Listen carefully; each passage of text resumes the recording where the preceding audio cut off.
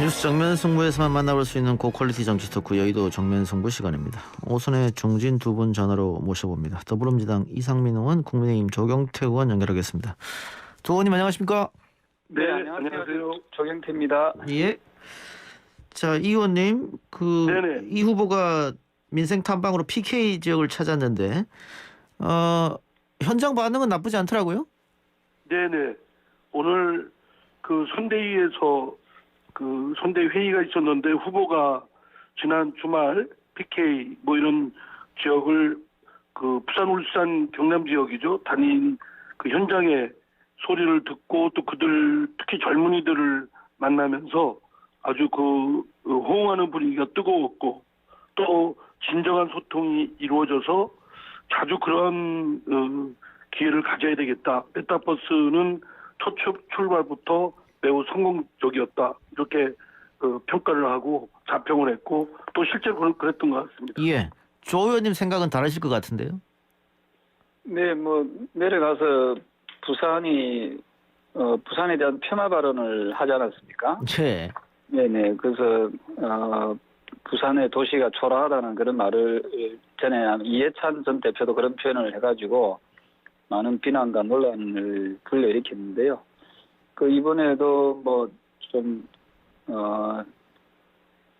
조금 부산에 조금 재미가 없다는 그런 실현을 했기 때문에 차라리 방문 안 하니 못하는 그런 결과를 놓지 않았나.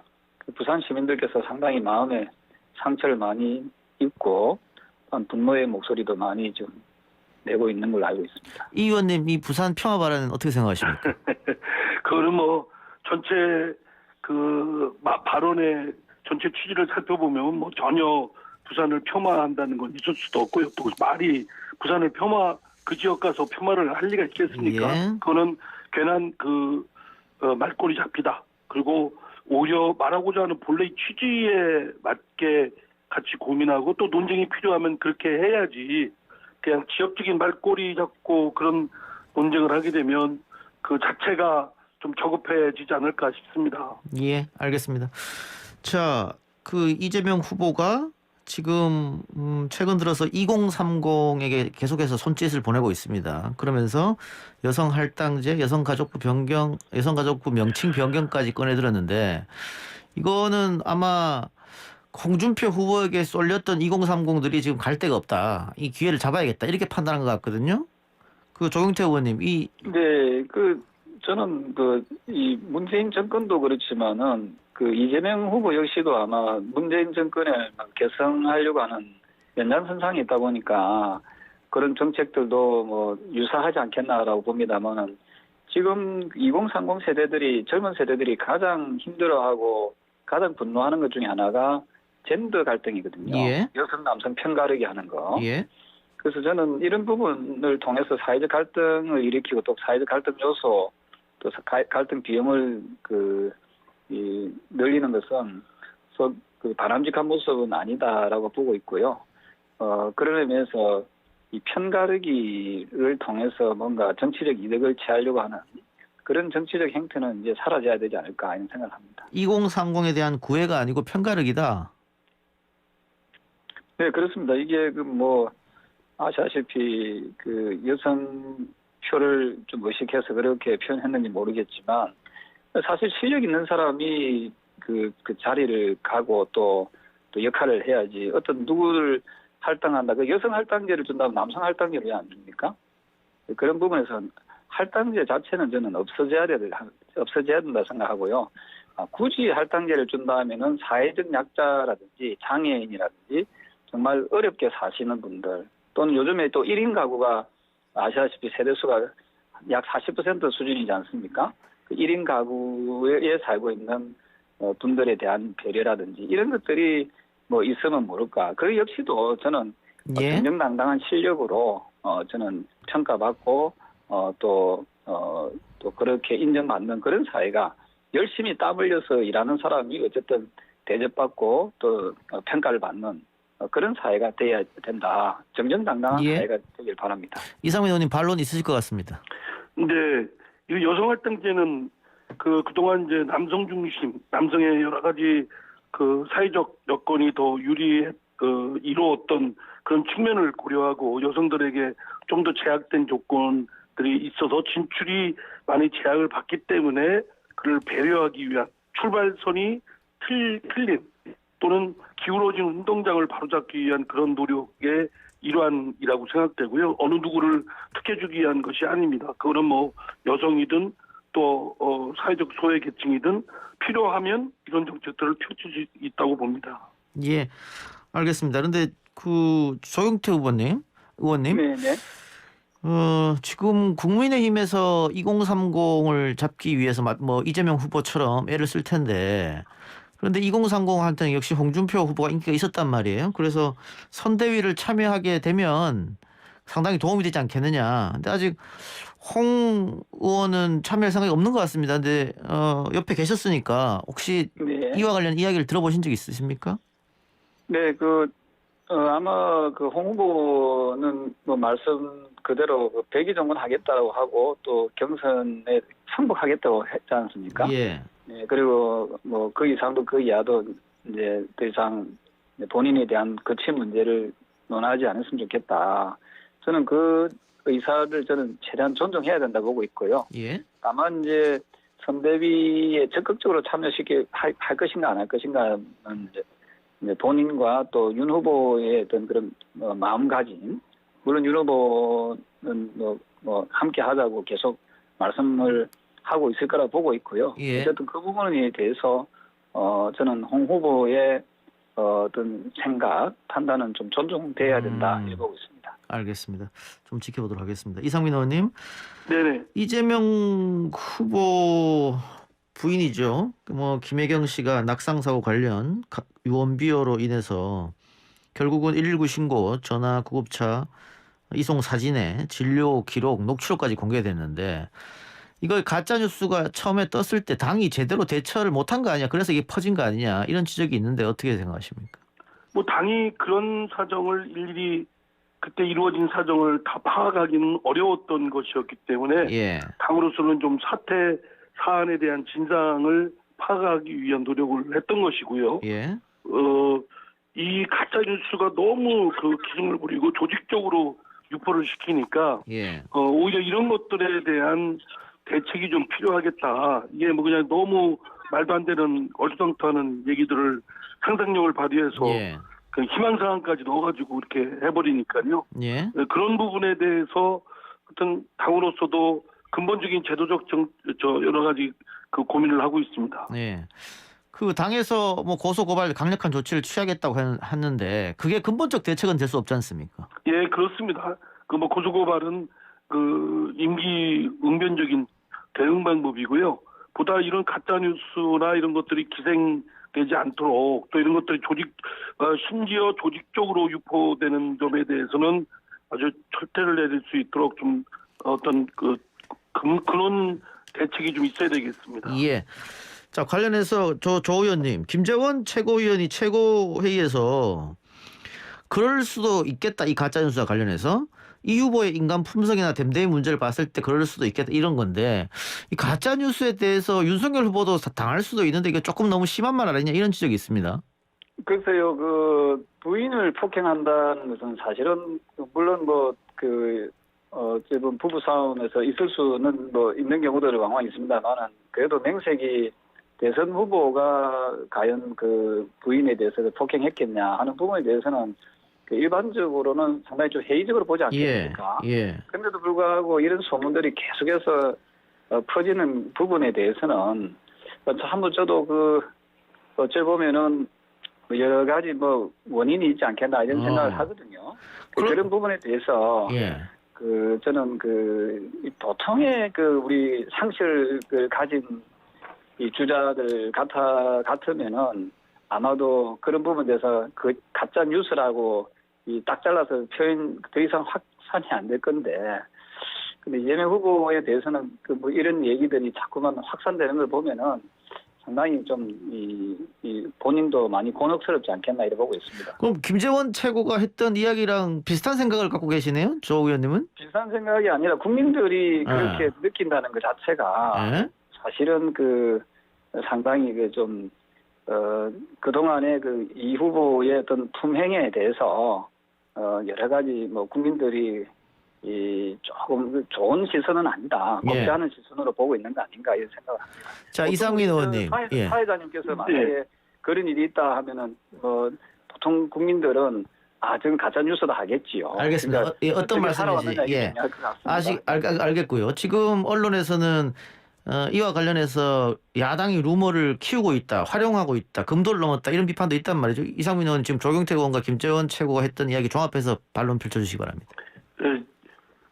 전혀 옳지도 않고 뭐 이미 제시한 자료들에 의해서도 그거는 뭐 있을 수 없는 일이면 사실은 공당의 최고위원이고 이런 중요한 위치에 있는 정치 지도자들이라면 말을 하는 데 있어서 좀 삼가해야 될 것이 있다고 생각됩니다. 근데 그런 것들을 마치 그랬으면 좋겠다라는 마음까지 담아서 이렇게 그런 표현을 하는 걸 보면 그거 오히려 그런 점에 있어서 좀 스스로 성찰이 좀 필요하지 않을까 싶습니다. 알겠습니다.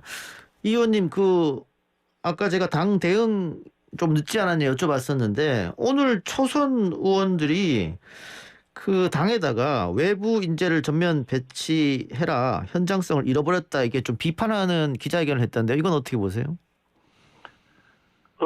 외부 위원이요? 외부 인재를 배치해달라. 그리고 현장성을 잃어버렸다. 초선 의원들이 기자회견을 했거든요. 당에 대해서. 글쎄 그 선대위가 이미 구성이 돼 있고 거기는 이제 그 전 국회의원들 그 더불어민주당 소속이 다 배치돼 있기 때문에 예. 자기가 하여튼 맡은 그 일뿐만 아니라 또 할 수 있는 일에 대해서는 언제든지 할 수 있다고 생각됩니다. 예, 그래서 예. 뭐 초선 의원들이 주장하는 거니까 이것이 뭐 제도화되고 현실화되도록 해야 되겠습니다. 그러나 그러한 주장은 좀 내부적으로 하는 것이 옳지 않을까. 집단적인 성명으로 발표하면 예. 자칫 당의 그 리더십이나 뭐 이런 거에 좀 도움이 될까 이런 생각이 듭니다. 지금 초선 의원들이 기자회견 한 것은 뭐 당 지지율, 대통령 지지율, 후보 지지율 다 국민의힘과 차이가 나니까 이렇게 지지도 떨어지고 가짜 뉴스는 돌아다니고 어쨌든 위감에서 나온 거 아닐까요? 예, 그러니까 위기감을 느끼는 건 뭐 초선 의원들뿐만 아니라 중진도 마찬가지로 느끼고 이에 대해서 분발을 해야 되는 건 틀림없는데 그런 것들을 이제 밖에서 집단적으로 성명을 발표하는 것이 과연 적절한 거냐라는 점에서는 조금 더 당 내부적으로 선대위가 구성되어 있기 때문에 그렇게 나서는 것이 어떨까 싶습니다. 예. 자, 선대위 이야기 나왔으니까는 지금 국민의힘 선대위 인선이 조금 늦어지고 있는 것 같은데 당의 후보가 공식적으로 선출되고 나서 컨벤션 효과 등으로 지지율이 상당히 차이 나고 있는 실정인데 이때 선대위 인선을 빨리 해서 치고 나가는 게 좀 유리하지 않을까요? 조 의원님 어떻게 생각하세요? 네, 말씀 상당히 옳으신 말씀이고요. 빨리 전열을 정비해서 원팀의 정신을 잘 살려가는 것이 저는 그것이 바람직하다 이렇게 보고 있습니다. 예. 네. 근데 김종인 전 위원장이 합류하느냐 하지 않느냐 이 문제도 아직 매듭이 지어지지 않고 있거든요. 네, 그 부분은 아마 김종인 전 비대위원장께서도 그 정권 교체를 희망하고 계신다고 보고 있고요. 예. 표면적으로 나타나느냐 안 나느냐 그 부분은 크게 문제시 되지 않는다 보고 있거든요. 어쨌든 모든 그 정권 교체를 희망하는 또 바라는 대의를 아마도 저버릴 수는 없지 않을까 이런 생각합니다. 예. 그런데 오늘 윤석열 후보가 최고회의 회의에 불참했고 이준석 대표는 모두 발언 또 백브리핑을 생략해서 두 사람 간에 갈등이 있는 거 아니냐 이런 보도가 좀 쏟아졌는데요. 저도 뉴스를 접했습니다만은 예. 전혀 그런 건 아니고요. 예. 아마도 윤 후보는 중요한 또 약속이 잡혀 있어서 예. 어쨌든 밖으로는 이제 윤 후보는 좀 더 큰 대승적 차원에서 또 이 노력하는 모습 그리고 한 사람이라도 더 지역 통합을 위해서 영입을 하려고 하는 그런 모습으로 비춰지고요. 그다음에 당 대표는 보통 저도 최고위원이었습니다만은 항상 발언을 그렇게 쏟아내는 것도 썩 좋은 모습은 아니거든요. 예. 오늘은 특별히 할 말이 없었기 때문에 저는 발언을 삼가하지 않았나. 오히려 저는 그걸 더 좋게 보고 있습니다. 네네. 그 당 게시판에 이 대표 나가라 이런 이야기 많이 있는 건 혹시 알고 계십니까? 네네. 그거는 조금 좀 지나친 좀 표현이고요. 예. 저는 어쨌든 당에서 이준석 대표 역시도 윤석열 후보의 그 당선을 위해서 정권 교체를 위해서 도와준다는 그런 의미로 해석을 했으면 좋겠습니다. 지금 윤석열 후보가 정치에 입문한 지 얼마 되지 않고 있지 않습니까? 예. 네, 그래서 그 부분을 조금 더 보완해주고 도와주기 위한 그런 의미로 저는 긍정적인 의미로 받아들이고 있습니다. 예. 제가 그 국민의힘 당원 게시판에 당대표 나가라 이런 이야기가 많은데 마찬가지로 민주당 당 게시판도 후보 교체해라 이런 얘기 많습니다. 이상민 의원 왜 그런다고 보십니까? 글쎄요, 뭐 지난번 경선 때 후유증이 좀 있을 수도 있고요. 예. 또 하여튼 하여튼 글쎄요, 하여튼 사람의 생각은 또 여러 생각이 있을 수 있기 때문에 그러나 공당에서 그 공식적인 경선 절차를 통해서 그 확정된 후보에 대해서 뭐 도중에 그 교체하라 이런 주장은 뭐 있을 수 없다고 봅니다. 예. 거의 승복을 누구든지 해야 될 예. 것이고요. 네, 승리를 위해서 최선을 예. 다 노력을 결집해서 해야 된다고 생각합니다. 네, 관련해서 제가 질문 하나 더 드리면 최근 여론조사에서 어쨌든 그 이재명 후보 지지율이 윤석열 후보보다 많이 뒤처지게 나오는데 자세히 좀 살펴보면요. 진보층 응답률이 상당히 떨어지고 있거든요. 1주, 2주, 3주 전보다 진보층 응답률이 계속 떨어지는데 그럼 진보층이 결집을 못하고 있다는 뜻이지 않습니까? 예, 뭐 예. 당이든 후보든 어떤 대책을 내놔야 될 것 같은데요. 네. 어쨌든 뭐 지금 나온 여론조사도 민심의 한 반영이라고 생각을 하고요. 예. 뭐 달리 방법은 없다고 봅니다. 전공법으로 차곡차곡 어떤 그 민심을 다시 얻는 노력을 더 분발해서 해야 된다라고 생각됩니다. 예. 알겠습니다. 아까 전에 제가 홍준표 후보의 거취 문제를 조 의원님한테 여쭤봤는데 김 전 비대위원장이 국민의힘 총괄 선대 본부장이 되면 안철수 후보하고 단일화는 물 건너가는 거 아니냐 이런 우려를 하는 분들이 계십니다. 네, 저는 정치는 또 살아있는 생물이기 때문에 지금 주체는 결국 후보지 않겠습니까? 예. 저는 후보 중심으로 어떤 모든 일들 또 업무들이 재편되고 또 평가를 받고 또 결정이 되기 때문에 저는 뭐 어떤 특정한 한두 사람 때문에 뭐 될 게 안 되고 안 될 게 되고 뭐 그러진 않을 거라 보고 있고요. 예. 워낙 지금 정권 교체에 대한 대의 열망이 국민들로부터 강하기 때문에 저는 홍준표 전 후보든 또 안철수 후보든 저는 원팀으로 해서 저는 함께 저는 갈 가능성이 매우 높지 않을까라는 생각을 하고요. 최소한 안철수 후보와는 좀 우호적인 그런 관계로서 계속 이어져 나갈 것이다. 저는 그래 보고 있습니다. 마지막은 결국은 뭐 단일화든 합당이든 하나가 될 것이다 이런 말씀이네요. 네, 뭐 합당이 하나 안 되더라도 저는 뭐 정책적인 연대라든지 좀 우호적인 세력, 우호적인 관계 속에서 계속 발전해 나갈 것이다라고 보고 있고요. 워낙 지금은 이 국민적 여론을 들어보면은 정권 교체에 대한 여망이 높기 때문에 아마 그러한 대의를 정치하시는 분들은 그렇게 쉽게 저버리기는 어렵지 않을까 이런 생각합니다. 알겠습니다. 정책 얘기도 좀 여쭤보죠. 이상민 의원님, 윤석열 후보가 현행 40세 대통령 피서구권 연령을 낮추겠다고 했는데 민주당은 이미 관련 법안 발의하지 않았나요? 저 대통령 피선거권 연령은 헌법에 규정되어 있습니다. 그래서 이걸 바꾸려면 법률로 바꿀 수 있는 게 아니라 개헌을 통해서 하는 거고요. 예. 국회의원 피선거권을 18세 뭐 이렇게 지금은 예. 25세 이상으로 돼 있는데 예. 그걸 대폭 낮추는 그런 법률안은 제출되어 있습니다. 그 법률안 제출돼 있는데 뭐 어쨌든 국민의힘의 이 대표도 이걸 하자 그랬으니까 그럼 이건 여야가 이견이 없는 거지 않습니까? 그래서 대통령 피선거권을 낮추는 것과 함께 이거는 개헌 사항이니까 예. 헌법 개헌을 해야 될 것이고요. 예. 이제 국회의원 피선거권을 하는 건 법률로 바꿀 수가 있으니까 법률로 한 18세 로 정해서 하면 여야 간의 합의가 쉽게 될 것 같습니다. 예. 그러면 아까 그 개헌 사항은 원포인트 개헌도 가능한 겁니까? 아니면은 뭐 다른 거랑 같이 함께 해야 되는 겁니까? 아니 뭐 여야가 합의한다면 그 원포인트로도 할 수도 있지만 예. 헌법 개정을 뭐 이렇게 쉽게 하기는 좀 어렵고 다른 것과 함께 그 개정해야 될 부분들도 적지 않으니까 그와 함께 같이 하는 것이 필요하다고 생각됩니다. 지금 뭐 내년 대선을 앞두고 나이를 갑자기 뭐 바꾸는 거는 뭐 시기적으로도 너무 촉박하고요. 아, 예, 그거는 뭐 대통령 선거가 지난 이후도 가능할 거라고 생각됩니다. 어차피 개헌이 필요한 거는 1987년도에 그 헌법을 지금 바꿔야 된다는 것은 거의 그 합의가 되어 있는 사항이기 때문에 이에 대해서는 여야 간에 좀 수기를 내서 아주 멋진 헌법을 바꾸면서 대통령이 피선거권 연령도 대폭 낮추는 예. 그렇게 하면 좋을 것 같습니다. 예.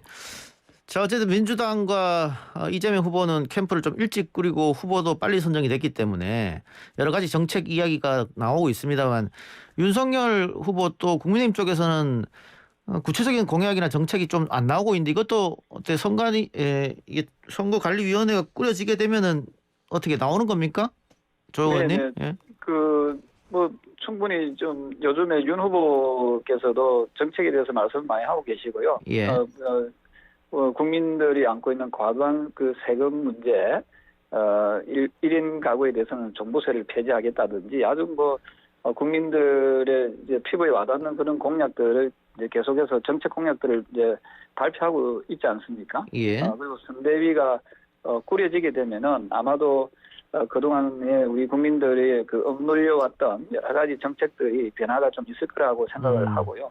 특히 내년에는 비정상적인 이 국가, 나라를 좀 정상화시키는 그런 원년이 되지 않을까 이런 생각을 합니다. 그래서 좋은 정책들을 국민의 다수가 또 원하는 그런 포퓰리즘적인 정책이 아니라 실용적이고 피부에 와닿는 그리고 또 개혁적인 그런 정책들이 많이 나올 거라고 생각합니다. 많이 기대해 주시기 바랍니다. 알겠습니다. 조 의원님 하나만 마지막으로 더 여쭤볼게요. 오늘 민주당 강덕구 의원이 기자회견을 열고 윤 후보 부인 김건희 씨가 도이치모터스 주가 조작 당시에 단순 전주가 아니라 몸통이다 이런 기자회견을 했는데 이 가족 리스크에 대해서는 당에서는 어떤 생각을 갖고 있는지요? 글쎄 정치인들이 그 가족에 대해서 건드는 문제는 상당히 좀 바람직한 모습은 아닌 것 같습니다. 좀 예. 비겁하다는 생각을 하거든요. 예. 당사자들에 대한 이야기, 예를 들어서 윤 후보에 대해서 뭐 비판하거나 또 잘못된 걸 이야기하는 거는 충분히 이제 그 카운터 파트너로서 받아들일 수 있습니다만은 가족을 건드려서 뭐 이렇쿵저렇쿵 얘기하는 순간 이게 진흙탕 싸움이 될 수 있거든요. 네. 그래서 저는 그 가능하면 좀 페어 플레이를 통해서 예. 저는 이 정정당당하게 그 윤 후보를 좀 제대로 검증하고 또 윤 후보가 과연 국가 지도자로서의 자격이 있는지 없는지 그걸 평가하는 것이 저는 매우 중요하다. 저 역시도 제가 만약에 선대위의 어떤 역할이 조그마한 역할이 예. 있다고 하면은 저는 상대 카운트 파트너인 이 후보에 대한 그 자질이나 검증을 할 수 있도록 하고 알겠습니다. 가능하면 가족 예. 문제는 안 건드리는 게 좋겠다 생각합니다. 예, 자 시간이 없어서 오늘 인터뷰 여기서 마치는데요. 이상민 의원님 가족 리스크에 대한 반론은 제가 다음 주 첫 질문으로 드릴게요. 네, 예. 알겠습니다. 두 분 말씀을 고맙습니다. 네, 네, 감사합니다. 감사합니다. 네.